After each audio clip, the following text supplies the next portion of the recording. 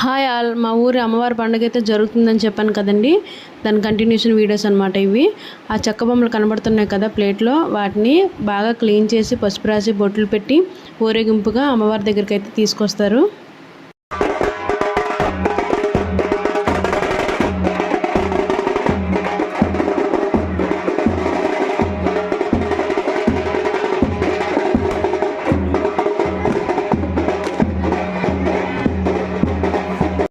డప్పులతో ఇంకా సాంబ్రాణి పొగ వేస్తూ ఆ బొమ్మల్ని అయితే ఇక్కడ వరకు తీసుకొస్తారండి గుడికి.